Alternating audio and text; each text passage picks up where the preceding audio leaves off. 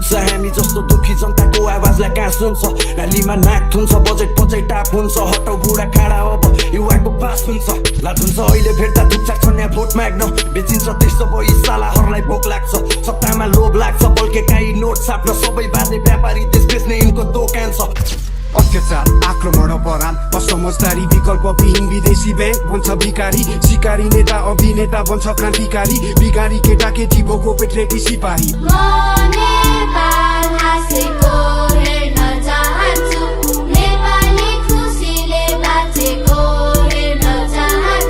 आज म जसो तसो आफ्नो पेट पालिरहेको छु पुरानो गाउँ पुर्खौली खेत बारीमा छु डाँडा पारी जान्छु दौराको भारी हाल्छु जसरी भए पनि दुःख गरी बाँचिरहेको छु साथमा परिवार आमा बाउ छोरा छोरी खुसी छु म सुत्न पर्या छैन बोरा ओरी के होला भोलि सपना बुन्न छाडिसके जितको आश छैन किन कि म हारिसके धन कमाउनलाई जब घर मैले छाडी गाथे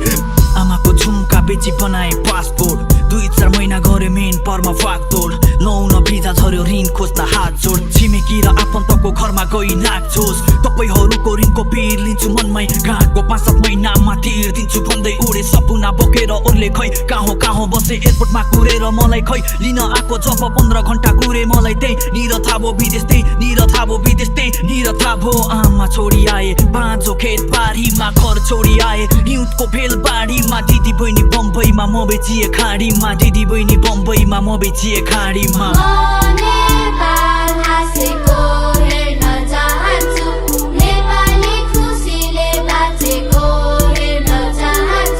भएको छैन राजनीतिकै गन्ध बढ्ने रेलमै म त ल्याउँछु अरे भाषणमा भन्न पर्ने सकियो भाषण चुनाव रासन अझै पाएको छैन एमसीसी त नाम मात्रै महिनामा 20 दिन बन्द गर्ने देश पुरै नमुना छ इन्टरभ्यू चाहिँ थम लागो टाकरलाई टिकटक बनाइदिए टिकटकर कलाकार भो नेताले त्यसलाई बेचे बनाए यसो गर्न घाटको खेलाडीलाई जेलमा कोचे आरोप छ बलात्कारको प्राणको आहुति आफ्नो ज्यानको विभूतिलाई हिँडेका शहीदको केवल नामावली विभूषित कुण्ठित पीडामा डुबेकी आमालाई के काम विभूषी गरिबलाई दुई छाक्ने खुसी शरीफलाई चाहिन्छ कुर्सी आमा खै साडी बेचेर धनाट सँगै छ पुँजी गोजी भरि भारू भर भरेर भारतीको रोजी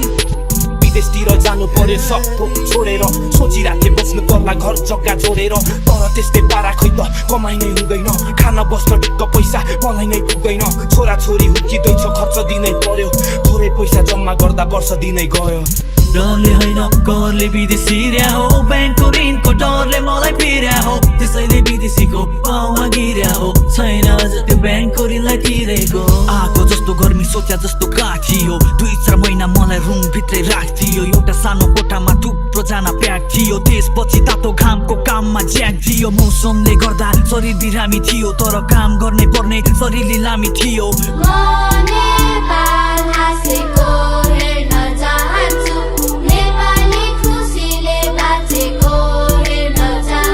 वर्षको एकचोटि त प्लेन क्र्यास भइरहेको छ जिउँदै जल्छ जनता सरकार कता गइरहेको छ एक दिन बिदा दिँदैमा राम्रो हुनेवाला छैन मात्र नयाँ प्लेन कानुन त्यही नै सही बाटो छ जनता नि भेडा उस्तै 5000 मा भोट हालेर अहिले आउने छाडे सरकारी भातले सब मोटाएर भविष्य कालो रहेछ माफ गर पुर्खाहरू गल्ती गर्यो जस्तो लाग्छ पहिले त्यसलाई जोगाएर